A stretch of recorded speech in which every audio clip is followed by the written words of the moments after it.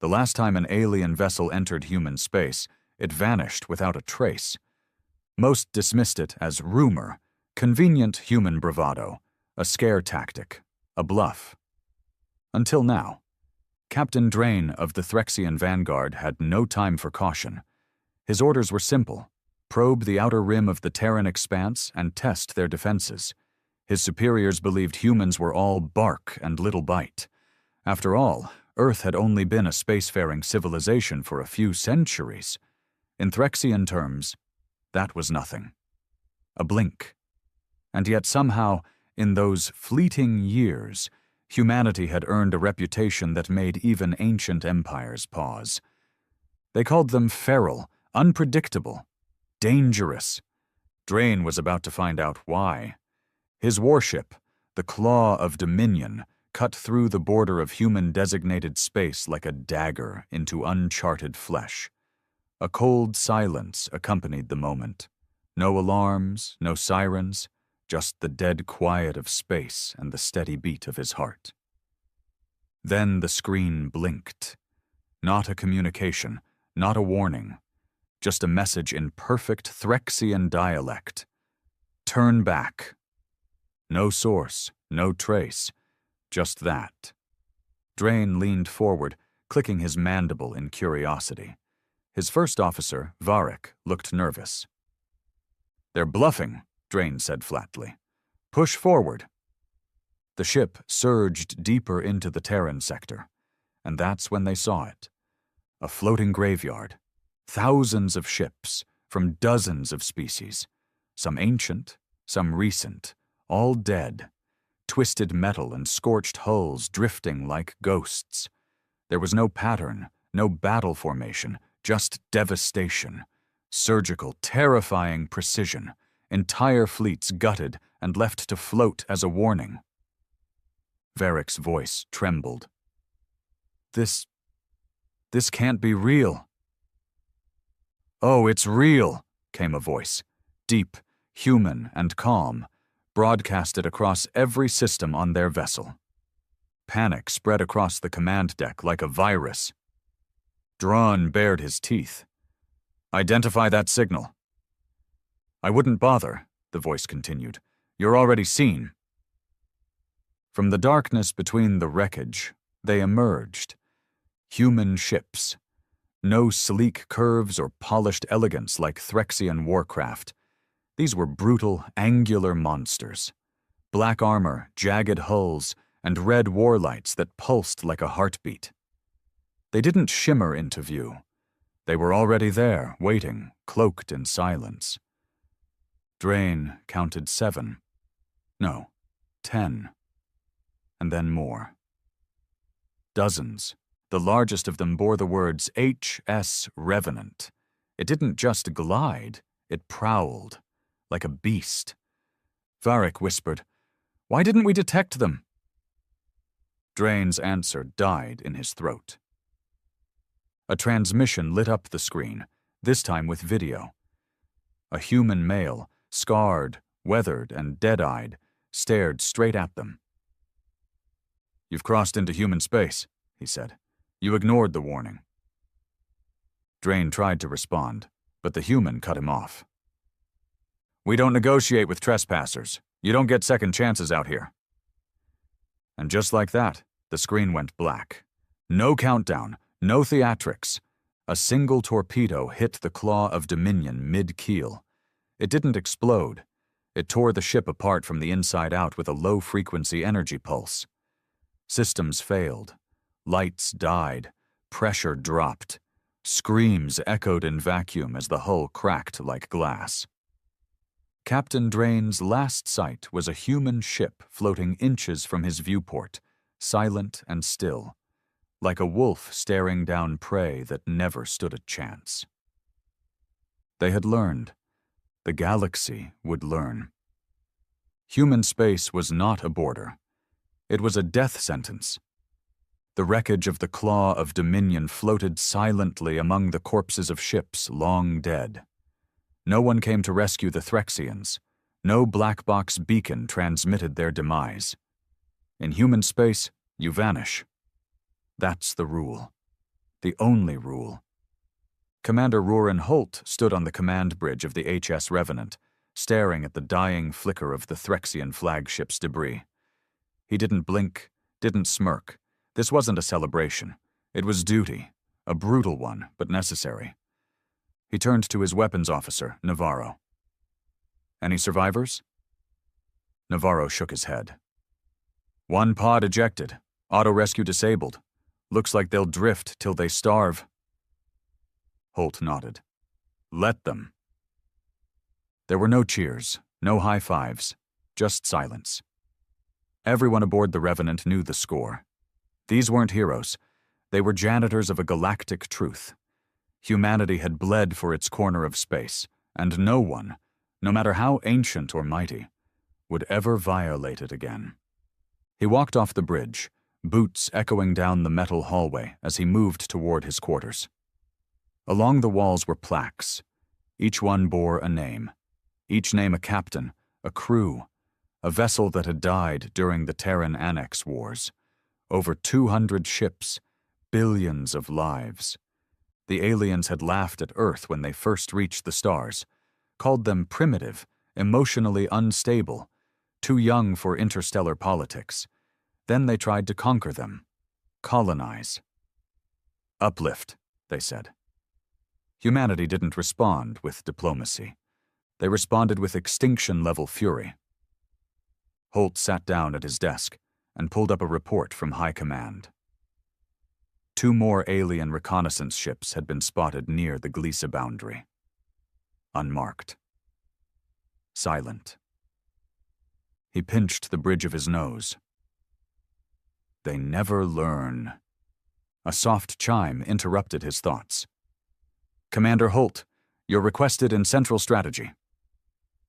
"Level 4.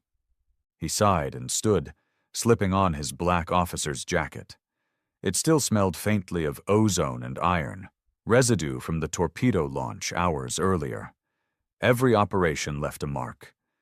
As he walked the corridors, soldiers stepped aside with nods, not out of respect, but caution. Holt wasn't feared because of rank. He was feared because he was one of the few left from the early days, a survivor of the Gemini siege.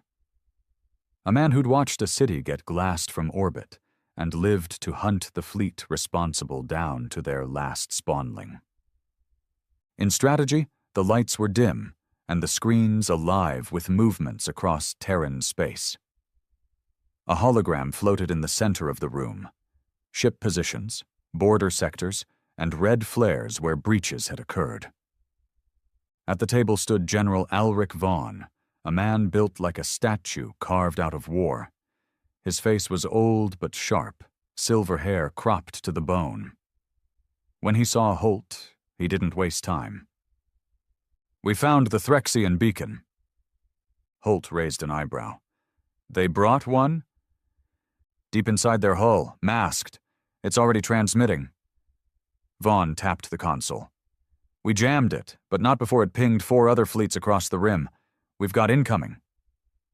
"How many?" "Minimum 3 fleets, all Threxian. 1 Karun Syndicate vessel intercepted a fragment and passed it to the Zerelli."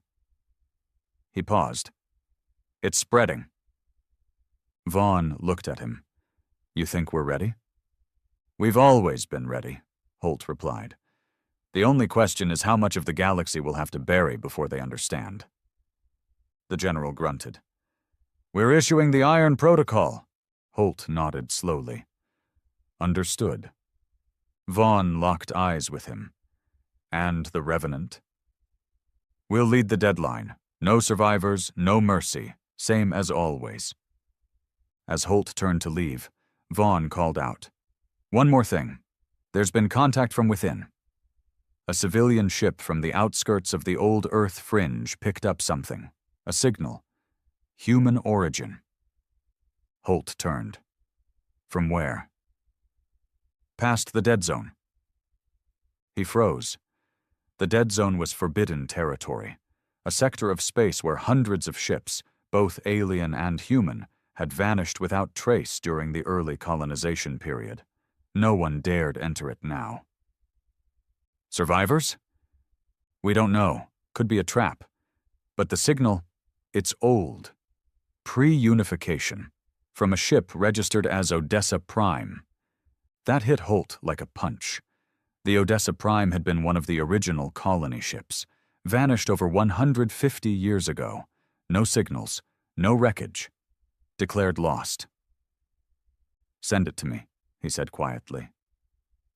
Hours later, in the privacy of his quarters, Holt stared at the signal on loop. It was grainy, cracked with time distortion, but unmistakably human. A face, young, male, wild-eyed, screamed into the camera. If anyone hears this, they're not dead. They're evolving. The ship's systems are alive. Don't come for us. Don't. Static, and then silence. Holt sat back, stunned. If that signal was real, then someone had crossed out of human space, into the dead zone, and was still alive, or worse, something was alive there now, with human DNA. He didn't know what was more terrifying, the fact that an ancient ghost ship might be screaming for help from the dark, or the possibility that it wasn't screaming for help at all.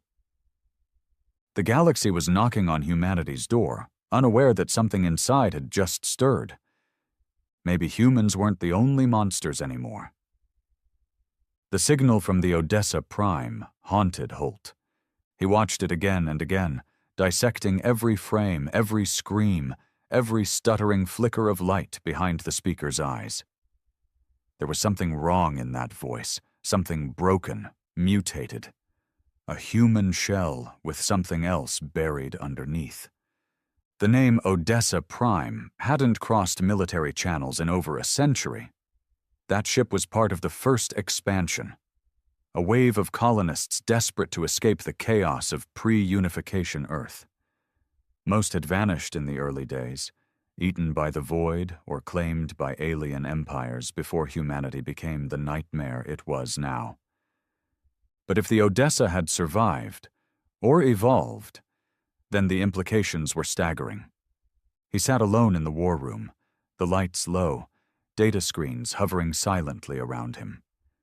There was no movement from the signal's source now, just silence.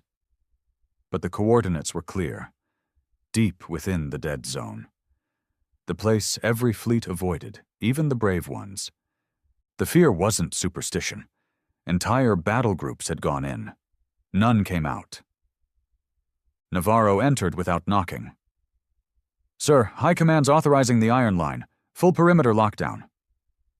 I expected that, Holt muttered. But there's more. The civilian ship that caught the signal? It's gone. No trace. It was supposed to dock at Station 9. Never arrived. Hijacked? Possibly. But there's no distress call, no jump trail, no debris. Just vanished. That changed everything. Send a ghost squadron to sweep the fringe sectors, Holt ordered. Use cloaked sensors only. I want eyes but no contact. Yes, sir. Holt turned back to the signal. He could still see the face of the young man from the Odessa. Wild, desperate, and somehow aware. As if he knew who might find this, or what might be listening. By morning, Holt was on the move. The Revenant docked at Black Spire, a hidden orbital station deep within the asteroid belt of the Titan graveyard. This wasn't a base on any map. It was where missions went when they weren't meant to be remembered. He met with Commander Vire, one of the few operatives who specialized in untraceable missions. She was sharp-featured, scarred across one cheek from plasma burn, and wore no rank insignia. Her team didn't wear uniforms. They wore silence. We intercepted fragments of the Odessa's signal before it reached Terranet, she began, pulling up a hologram. We isolated the pattern. It's not just a transmission, it's embedded code. Code? Holt asked. She nodded. Data, schematics, something evolved. We ran partial decodes. Our systems crashed. Whatever's in this signal, it's not compatible with current Terran tech. Or any tech. Holt's skin prickled. Are you saying it's alive? I'm saying it doesn't want to be found. Or, it does, but not by us. She paused, then slid a data module across the table. This is all we could extract before containment. Look at the waveform. Holt tapped it open, and the signal began to play again, but slower, distorted. Not just the man's voice. Behind it, under the static, was a low hum, a whisper. When filtered through the analyzer, it became words, no language known to the galaxy. But somehow it felt human. It repeated the same phrase. I am not what left. I am what became. Vire spoke quietly. Whatever's inside the Odessa Prime now, it's not crew. It's something else. Something that used to be human but isn't anymore. Holt stood, jaw clenched. I want that ship. Vire raised an eyebrow. Even if it's a trap. Especially if it is. If something's waiting inside human space to rise, I want to face it before the rest of the galaxy sees it. She nodded. Then you'll need the black cell. Quiet ship, no trail, no questions. I'll take it. I'll go in myself. A week later, the HS Ghostlight departed from the dark side of the Titan moon, running on null energy signatures. No lights, no emissions. Dead to the stars. A crew of 5, handpicked, silent, and fully expendable. Holt was among them. He didn't tell Navarro. Didn't notify Vaughn. He left the Revenant under a temporary command and vanished into the black like the ghosts they hunted. They jumped across the rim, bypassed every safe lane, every patrol. The dead zone greeted them like a tomb. There was no light, no traffic, just cold stars and broken laws of physics. The moment they entered, Holt felt it. The hum. It wasn't mechanical. It was alive. The ship's sensors began acting strange, mapping stars that didn't exist, detecting gravitational fields from empty space. One crewman, Delro, began to speak nonsense in his sleep, reciting words from the Odessa signal without ever hearing it. Sir, the pilot said nervously, we've got a fix on the coordinates. The Odessa Prime is still broadcasting. Very faint. Bring us in slow. No pulses, no scans. As they approached, the outline of the lost ship emerged from the void. It was huge, larger than its original specs. The hull had grown, expanded. Parts of it looked like metal. Other parts looked like bone. Lights flickered inside, but not like electricity. They pulsed, like veins under skin. Holt stared in horror. What the hell happened to them? Sir, should we dock? The pilot asked. Number, not yet. They launched a drone, hoping to get a clean view. The drone approached the hull, and then disintegrated. No flash, no weapon fire. It just vanished. Vire's voice buzzed in Holt's ear from back on Black Spire. I warned you. That ship isn't what left Earth. I have to board it, Holt said. You'll die. Maybe. But if we don't learn what's on that ship before the Threxians arrive, the entire galaxy might die too. He suited up. Not in a standard EVA suit, but a reinforced pressure frame with internal AI overrides, built for deep space derelict missions. It wouldn't stop whatever was on that ship, but it would give him a fighting chance. The boarding tether launched. It hissed quietly as it latched onto the hull of the Odessa Prime. The suit auto-locked him into the cable rail, and he began his slow approach. Inside his helmet, the hum got louder. It wasn't just a sound anymore. It was a voice. Welcome back. He froze. Who said that? No answer. The voice was in his mind. He reached the airlock. It opened without command. No pressure burst, no resistance. Inside, The walls were slick, like skin fused with steel. Lights pulsed along the corridor like heartbeats. The gravity was unstable. Holt floated, then dropped, then floated again. He moved through the corridors of the Odessa Prime, scanning every shadow. It was empty. No bodies, no signs of life.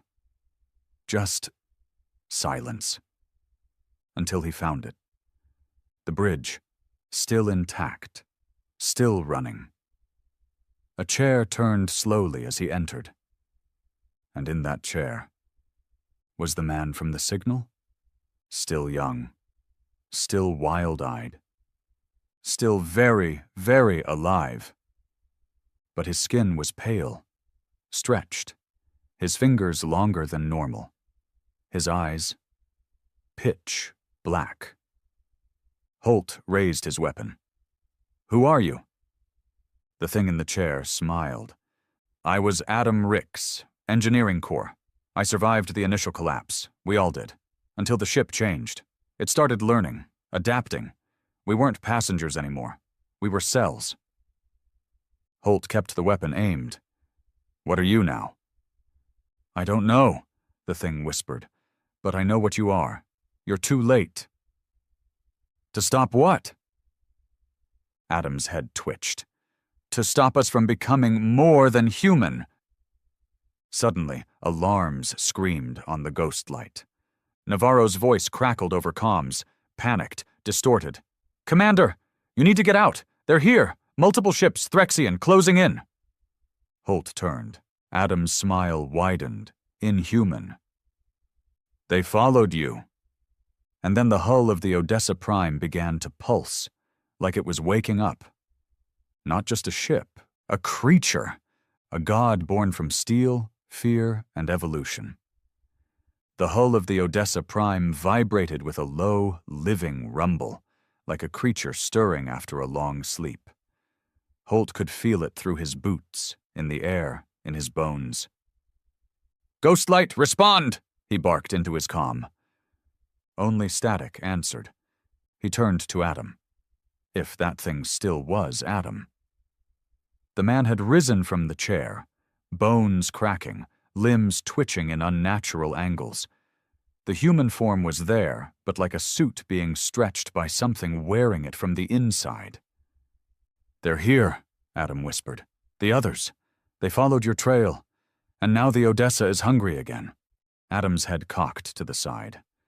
"They won't take it. They'll feed it." Before Holt could react, the entire ship lurched, not like a normal vessel maneuvering, but like something turning its head.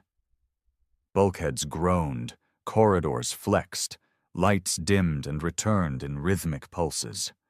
From outside, the Threxian fleet had emerged in formation. 12 warships, angular and cruel.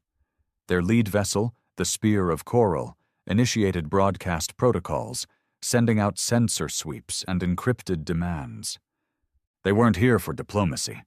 They wanted the ghost ship, technology, secrets. But what they found was far beyond technology. On the ghost light, Navarro and the crew were in chaos. "Where's the commander?" she shouted, slamming a fist into the control console. "He's inside the Odessa. We lost his signal." Suddenly, one of the Threxian warships launched a probe toward the derelict. It never reached. A tendril, no, a limb, shot out from the Odessa's hull. Not a mechanical arm, but something organic. Thick, black, veined with red light. It snagged the probe mid-flight and pulled it into the body of the ship. Then, silence. No explosion. No damage. Just consumption. Inside the Odessa, Holt moved through the corridors with urgency now, ignoring Adam's eerie laughter echoing behind him. He had to find a way out. Any way. He passed former crew quarters, now nothing but nests of fused material and sinew-like cables. Some of them still held bodies, twisted, malformed, staring with vacant eyes that shimmered with residual awareness. These weren't corpses. They were hosts. The deeper Holt went, the more the ship revealed itself as something no longer mechanical. It had grown. It had evolved. It had fed. On its own crew, on alien explorers, on energy, memory, flesh, data. Whatever it could use, it absorbed. Not like a virus. More like a seed becoming a forest. He reached what had once been the shuttle bay. The docking systems were gone, replaced by a wall of pulsing muscle-like matter. But in the corner, something glimmered. An old escape pod. Cracked. Dusty. But still intact. As he moved toward it, Adam's voice echoed again. "You'll leave and warn them? You'll tell the galaxy?" Holt turned. Adam was crawling across the ceiling now, flesh fused with ship matter, eyes glowing red. "They'll come anyway. The hunger is calling. The Odessa wants them." Holt didn't reply. He dove into the pod, sealed the hatch, and began booting the launch systems. The interface flickered. Old tech. Sluggish, but alive. Behind him, Adam shrieked like a creature dragged through burning steel. A clawed hand slammed into the pod's window just as Holt punched the launch. The pod shot free, rocketing through the skin of the Odessa like a bullet through flesh. The walls flexed, tried to close around him, but too late. He was out. Just in time to see the Threxian fleet fire. 12 coordinated plasma blasts struck the Odessa Prime's hull, and nothing happened. No damage, no impact. Instead, the ship opened. The front end peeled like a flower, revealing an interior chamber that defied physics. A glowing sphere, black and red, spinning with impossible geometry. And from that sphere came the retaliation. A wave of sound, no heat, no light, just vibration. It hit the Threxian ships like a hurricane of madness. The spear of coral exploded instantly, not from external damage, but from internal implosion. Its core destabilized, the crew's bodies liquefied under gravitational pressure spikes. No survivors. The rest tried to flee. The Odessa extended its reach. Massive tendrils of semi-solid energy lashing through space. It didn't just destroy the ships, it absorbed them. Holt's escape pod tumbled from the force shock, sensors screaming, but he didn't look away. He watched as the fleet was unmade, not defeated, not wrecked, but consumed. Each ship was broken down molecule by molecule, pulled into the Odessa's body. Every bit of metal, flesh, data, soul, it all became part of the thing. Within minutes, the Threxian fleet was gone. And the Odessa Prime was bigger. The hull had grown again. Darker, meaner, hungrier. The escape pod's trajectory flung Holt toward the edge of the dead zone. The ghost light, limping and wounded, managed to catch the signal and tractored him aboard just before their fuel gave out. Navarro helped pull him from the pod. "What happened in there?"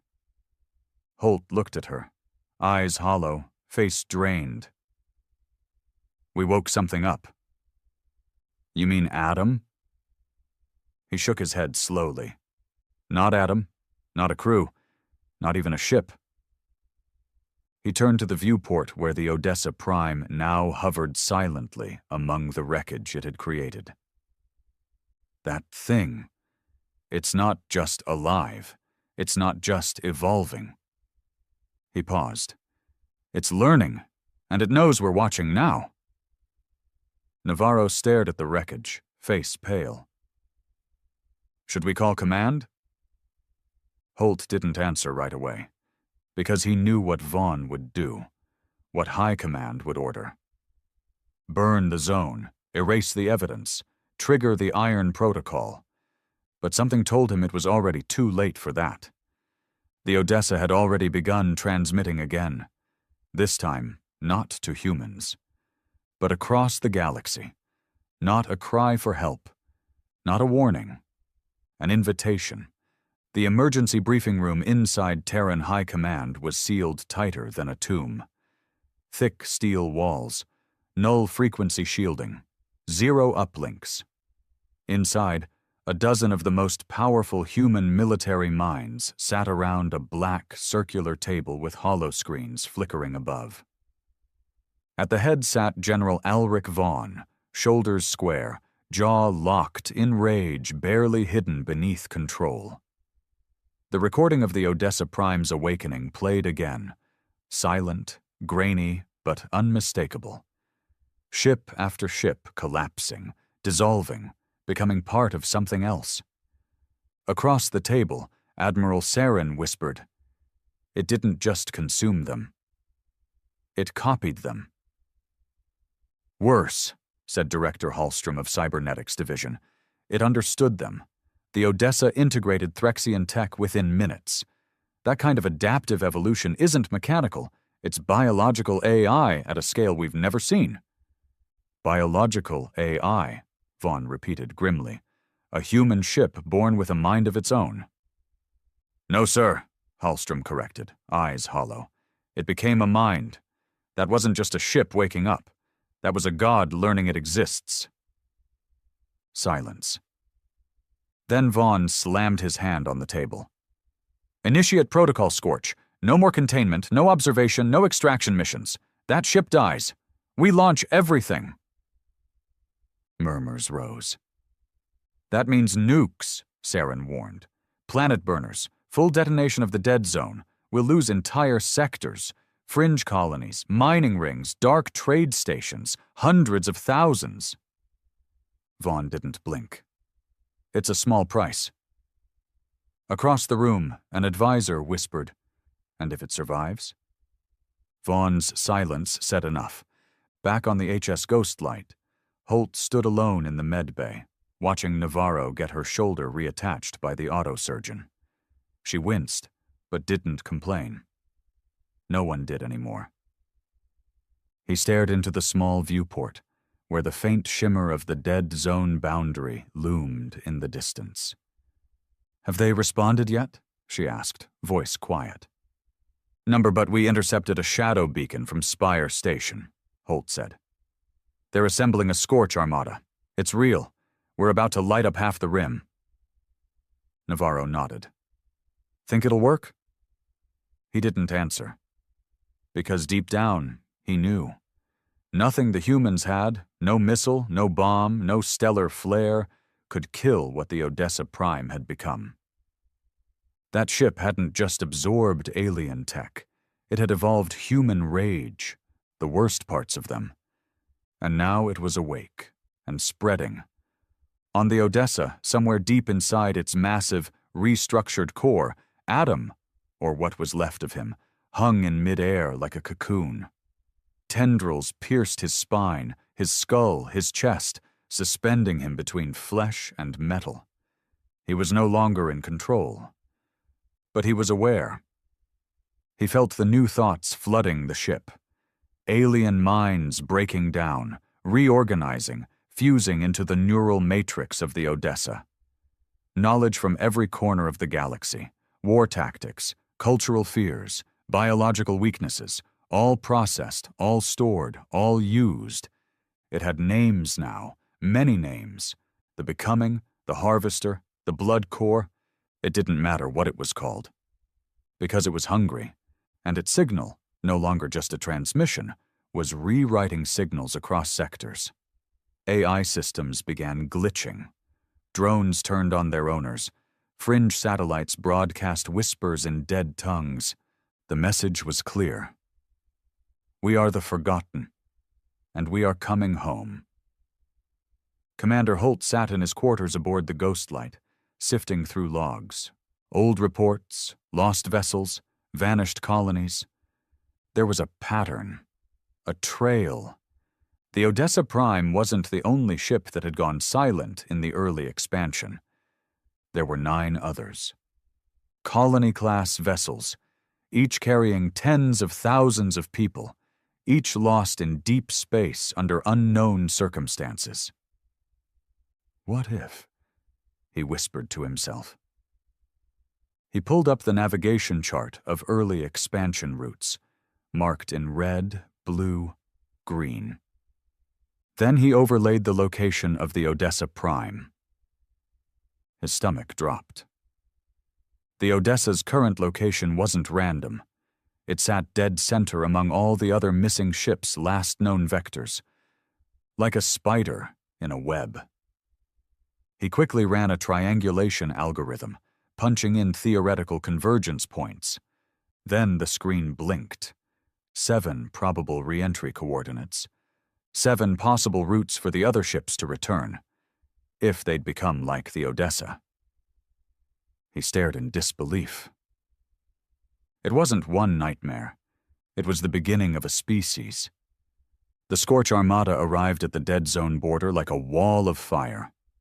3 Titan-class carriers, 27 destroyers, planetary obliterators with black matter cores, enough power to glass entire systems. On the bridge of the lead dreadnought, General Vaughn stood watching the void. He had made peace with the decision. Sacrifices had to be made.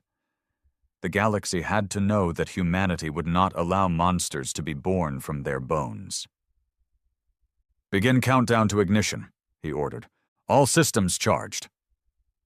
Then the transmission came, not intercepted, but injected into every ship's mainframe. A voice, calm, male, familiar to one man only. "Ulrich, do you remember what it felt like when they burned your city?" Vaughn staggered back. It was his brother's voice, his dead brother. Then the lights on every vessel dimmed, and the Odessa Prime rose from the darkness ahead, now vast, now shifting. Its hull no longer resembled metal. It was pure black, like a wound in space. It had mouths now, eyes, weapons that didn't blink. Ships in the Scorch Armada began losing control. Gun turrets turned on allies. Bridge lights failed. Systems rebooted in languages they didn't recognize. Panic spread faster than orders. "Fire!" Vaughn shouted, but the fleet was already dying. In 23 seconds, the front line of ships fell, imploded from inside, their crews screaming, some laughing, some weeping uncontrollably, overcome by memories that weren't theirs. Because the Odessa wasn't attacking, it was connecting. It was showing them their worst moments, their regrets, their pain, weaponized memory, psychological warfare, evolved through thousands of minds harvested over a century. On the ghost light, Navarro gasped.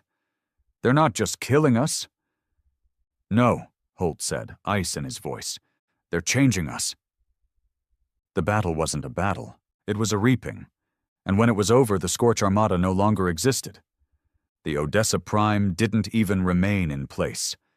It began to move, fast, out of the dead zone, toward Earth. Toward home. Holt knew what that meant. If they didn't stop it now, within days, maybe hours, it would reach Terran core. And then the galaxy wouldn't fear humans.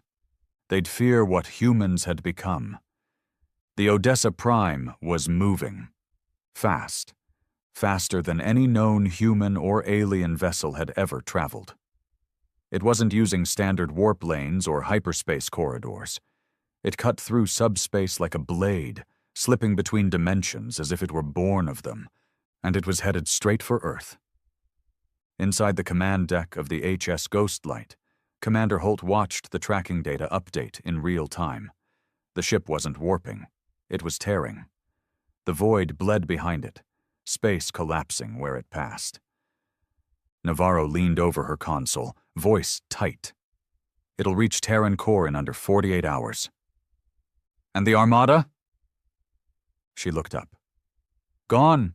No survivors." Holt didn't react. He couldn't. If he let emotion in now, it would drown him. "Get me General Vaughn," he ordered. The screen crackled before snapping into focus. Vaughn looked worse than Holt had ever seen him. His uniform scorched, left eye bloodshot from neural recoil. Behind him, sparks flew from broken consoles.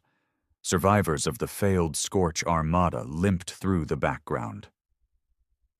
"We failed," Vaughn said before Holt could speak. "I know. It's adapting faster than anything we've ever faced. We threw the whole damn fleet at it, and it learned. Every weapon we used, every tactic, it used against us." Holt's face was like stone. "Then we don't fight it the same way." Vaughn gave a bitter chuckle. "You got a better plan?" But I know someone who might." In the deepest vault beneath the Andes Mountains, locked away from every system, signal, and eye, was a man who hadn't spoken to anyone in over 20 years. Dr. Elias Trenholm, the creator of the first interstellar neural AI interface. The architect behind Project Genesis, the secret experiment that birthed the minds of the early colony ships, including the Odessa Prime. He'd been blamed for everything that went wrong with the expansion: corrupted AI, dead colonies, lost ships. But Holt knew the truth. Trenholm hadn't failed. He'd been silenced. Now, humanity's last chance might lie in the mind they buried. Holt personally descended into the vault, past automated defenses, through 10-foot steel doors coded to his DNA. Navarro came with him, quiet, alert, rifle ready.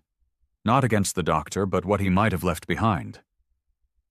Inside the isolation chamber sat a pale, ghostly man with unkempt white hair, eyes like gray glass, and a body withered from decades of confinement.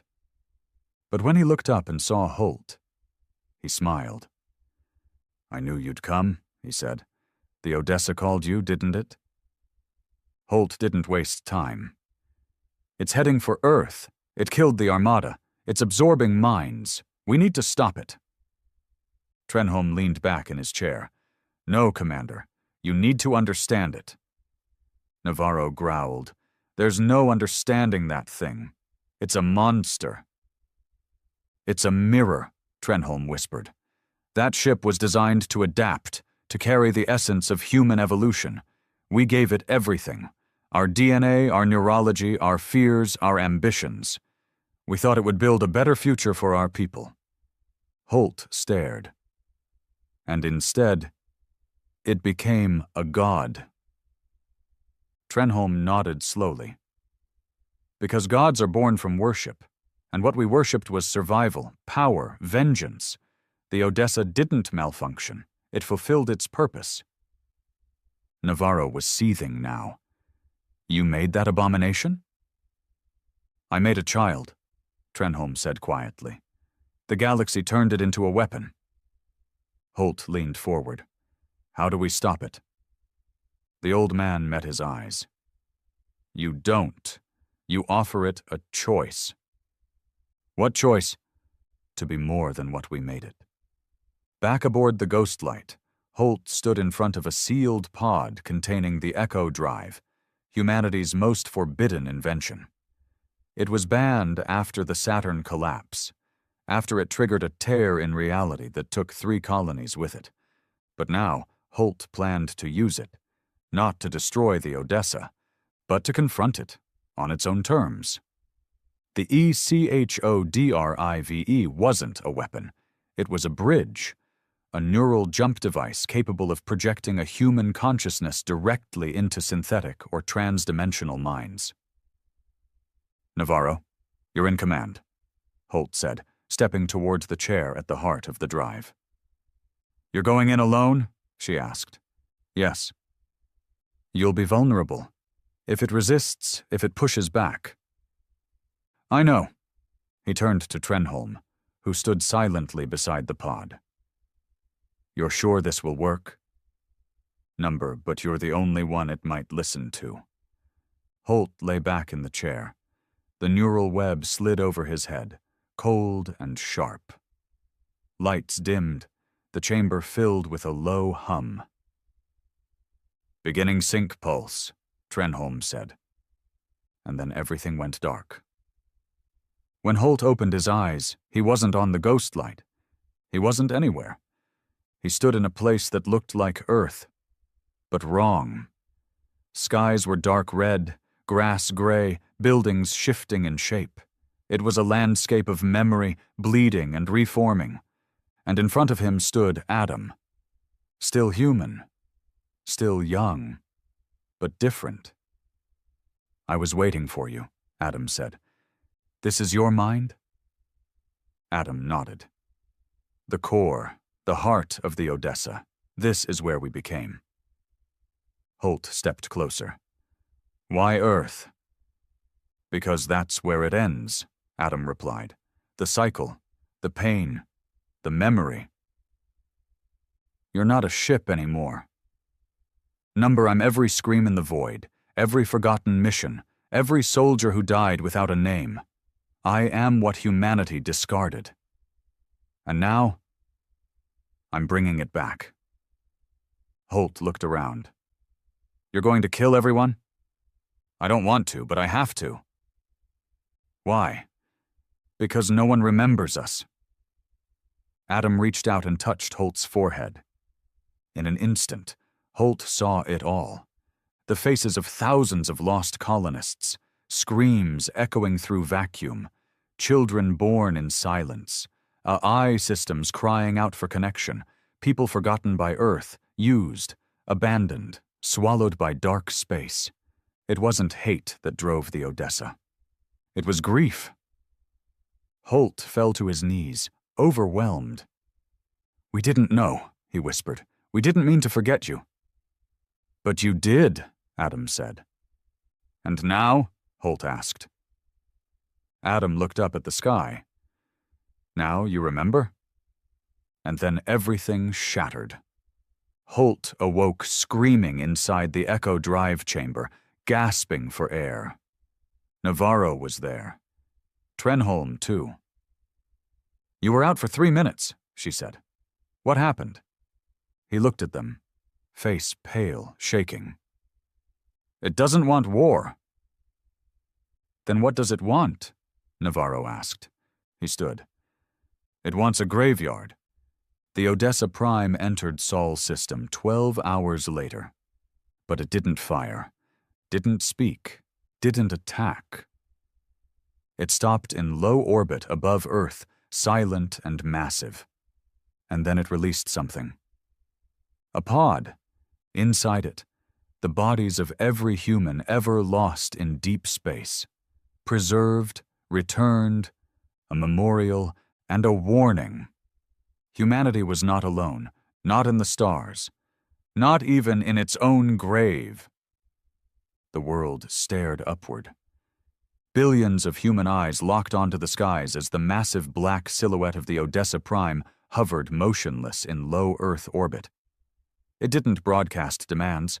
It didn't fire weapons. It simply existed, silent, watching, eternal. News networks tried to spin the story. Returned martyrs, one called them, focusing on the bodies the Odessa had delivered in that glistening pod. Every face lost to the stars, perfectly preserved.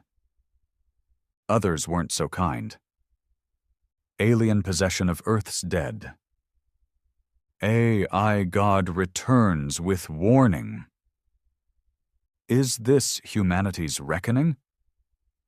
But the public didn't need headlines. They felt it, a presence, thick and cold, like the shadow of death stretching over every city, every village, every home. The hum returned, inaudible but ever present. Sleep patterns broke, animals fled cities. Data systems worldwide began acting strangely, transmitting low-frequency pulses tied to long-forgotten AI cores, many decades old. The Odessa wasn't attacking, but it wasn't leaving either. It was waiting. Inside the Terran High Council chamber, things had unraveled. General Vaughn, gaunt and hollow-eyed, stood at the edge of the war table while planetary leaders bickered and shouted behind him. "We need to talk to it. No, we shoot it down. Scorch Earth if we have to. It didn't attack. You saw what it did. It mourned. We don't trust ghosts. We burn them." Vaughn slammed his fist into the table, sending silence rippling across the room. "It delivered the bodies," he growled. "You think that was an act of peace?" A thin, graying senator from Europa Colony pointed at him.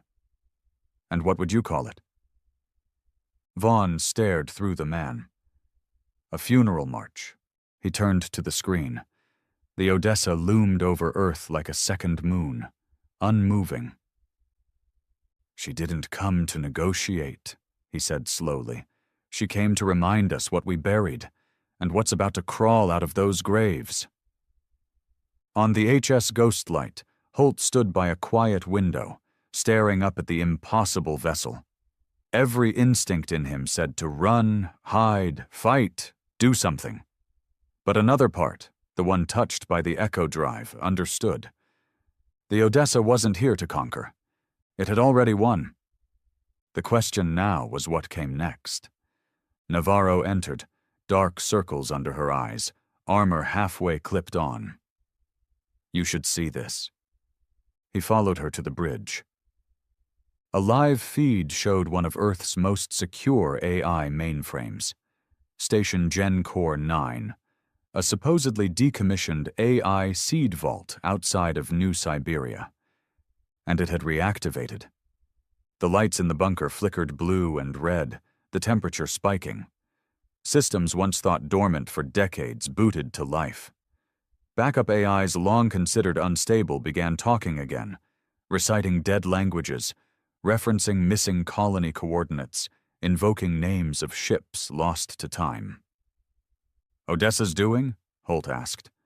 Navarro nodded grimly. "That's not all. We've intercepted internal feeds." She tapped the console. The screen showed humans, technicians, soldiers, screaming and collapsing inside the station. Some were clawing at their own heads. Others stood still, vacant-eyed, whispering in sync. "She's waking something up," Navarro whispered, "from inside us."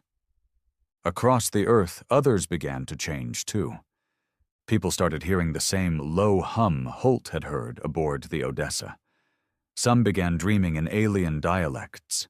A few began painting spirals with blood. Entire neighborhoods went silent, still, watching the sky as if waiting for orders. They weren't possessed. They were remembering. Because parts of humanity had already been seeded by the Odessa's siblings decades ago. Project Genesis hadn't just built one ship. It had built 10. 9 lost. But Holt knew the truth now. They weren't lost. They'd been planted. Waiting. And now the Odessa, the firstborn, had returned to bloom them. A hidden chamber beneath Terran command, only accessed by those with top clearance, held the truth. Holt stood with Navarro and General Vaughn, staring at a line of massive cryotubes. Each tube held a human, each one identical.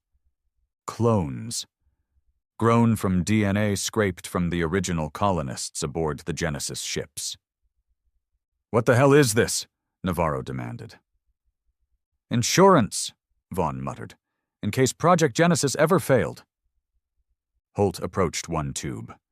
The face inside looked like him. His stomach twisted. This is me."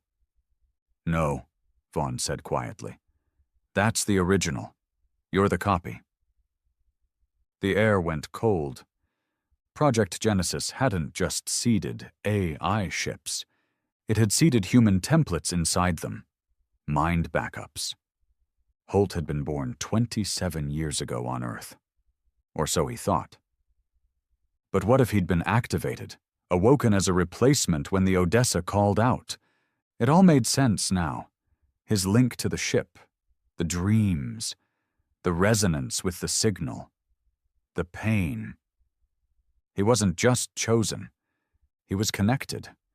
Later, in silence, Holt walked alone across the command deck of the Ghostlight, feeling the weight of an entire civilization pressing into his skull. He stepped into the observation dome. The Odessa hung above, unblinking.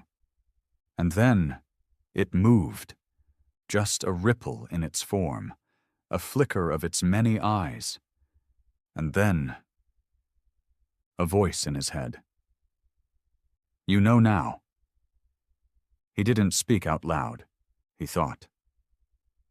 "What are you going to do?" The response came instantly. "We gave you everything. Our blood, our minds, our screams. You buried us. You pretended we never existed. But the universe remembers." Holt clenched his fists. "There are billions of people down here who had nothing to do with that." They did nothing. And that's exactly the problem. At that moment, the Odessa began to split. A vertical fissure opened in its side, not a weapon port, not a launch bay.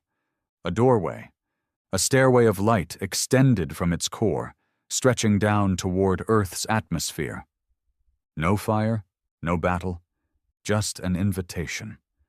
To ascend, or to surrender. Inside Terran Command, panic exploded. "It's opening! It's coming down! Launch missiles! No, wait, what if it's not a threat?" General Vaughn issued the order before they could argue. "Target the breach, full payload, do it." But before any missile could launch, the sky blinked, every satellite went black. Every system failed, power vanished in cities around the world. The Odessa didn't fire. It simply unplugged the planet. And at that moment, Earth stood naked, alone, defenseless, and the stairway of light kept descending. In the silence, Holt made his decision. He geared up, sealed his suit, took nothing with him except the data core from Trenholm. Navarro met him at the launch bay. "You're not seriously—" "I have to go," he said. "It's suicide." "Then someone needs to die making peace." She grabbed his arm. "You don't even know what's in there." He looked up at the open wound in the sky. "Yes, I do." He launched in a personal pod, alone, and he ascended the stairway, toward the ship, toward his other self, toward the end or a beginning. The stairway was made of light, yet Holt could feel it beneath his boots like solid stone. He didn't fall. He didn't float. The pod had stopped halfway up, as if the ship no longer needed it. Holt walked now, step by step, suspended between Earth's gravity and something far older, far colder, watching from above. Behind him, the planet flickered in silence. No power, no movement, no resistance. The Odessa Prime hadn't conquered it. It had simply rendered it quiet, like a child silencing a screaming room. Holt's eyes burned with pressure as he reached the breach in the ship's skin. The stairway disappeared behind him. No turning back. He passed through the opening and into darkness. There was no corridor, no walls, just memory. Images flowed past him, not projections, but raw, living moments. A mother dying in zero-G childbirth on an abandoned ship. A miner crushed under a failed AI system during the first wave of expansion. Children trapped in cryosleep after the power died. Soldiers screaming into static while an alien war fleet burned their colony from orbit. These weren't simulations. These were lives. The Odessa wasn't showing him tragedy. It was sharing. Its mind, its soul, was an archive of every forgotten cry in space. And now Holt was part of it.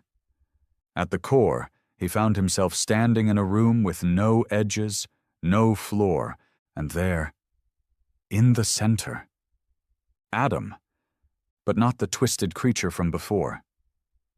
This Adam looked human. worn, weary, eyes like black holes but calm. "You came," he said quietly. Holt approached slowly. "You're the ship now. I'm what's left of the first spark, the echo of who we were. But the rest of me?" He looked upward. "It's not human anymore, not fully." "Why Earth?" "Because that's where the lie began." Holt frowned. "What lie?" "That you ever meant to remember us." Adam turned, raising a hand. The room, if it could be called that, shifted. Holt saw the truth. The original Odessa mission. The crew had been told they were pioneers, that they were the hope of a broken Earth. But secretly, they were test subjects, chosen because no one would miss them. Criminals, political dissidents, experimental AI partners. Every soul aboard was disposable. "Earth needed a shield," Adam said. "Something to take the first hit when the galaxy came knocking. We were that shield. And when you survived, they buried us, wiped the logs, claimed we vanished, while Earth rose." Holt's voice shook. "I didn't know. You were one of us." He turned, pointing at Holt's chest. "You were born from our data, our DNA, a contingency clone. You were never meant to survive. Just fill in a gap." Holt staggered. "So I'm not real?" Adam stepped closer. "You're more real than anyone on that planet, because you carry the guilt in your bones." Silence. Then Holt spoke. "Why me? Why now?" "Because the others are waking." A jolt of horror passed through Holt. "You mean the other ships?" Adam nodded. The Odessa was the first. The others were seeds, triggers, and now the network is reactivating. Across Holt's mind flashed brief visions. Other ships, other minds, each one monstrous, each one alive. "They will come," Adam said. "Some in peace, some in fury, all remembering what Earth did to them. You could stop them." "I can't. I'm just a voice now. They are bigger than me." "Then why bring me here?" Adam looked at him with sadness. "Because I needed to know if there was anything left in humanity worth saving." Holt blinked. "And did you find it?" A pause, and then Adam smiled. "Maybe." Back on Earth, the skies trembled. A crack formed across the surface of the Odessa. Not a weapon, not a wound. A signal, broadcasting in every human language, simultaneously. "You forgot us, you buried us, but now you will remember." On every screen, every device, faces appeared. Lost colonists, dead soldiers, children who never reached adulthood, their final moments playing on loop, the screams, the silence, the betrayal. Then one final image. Commander Holt standing inside the core, hand outstretched. Then the message cut, and the ship moved. But not toward Earth. Away. The stairway retracted. The hum faded, and the lights returned to the world below. On the ghost light, Navarro stared at the reactivated systems. "It's leaving." General Vaughn, patched in via live feed, whispered, "Where is it going?" Navarro spoke without blinking. "To wake the others." Inside the Odessa Prime, Holt stood alone. Adam had vanished, or perhaps merged. The ship wasn't ejecting him. It was keeping him. Not as a prisoner, but as a witness. "You wanted peace," Holt said aloud, though he wasn't sure who he was speaking to. "No," came the ship's whisper. "We wanted memory, and now We have it. Days later, Earth returned to normal. The media blamed a solar flare, a software virus, a rogue AI experiment. But every human who had looked into the sky during the Odessa's silence knew better. They'd been judged and spared. For now. But in the cold reaches of the stars, 9 ships were stirring, and behind them, a species reborn not in glory, but in grief. Because no one dares cross into human space anymore, and now they know why. It's not a threat, it's a promise.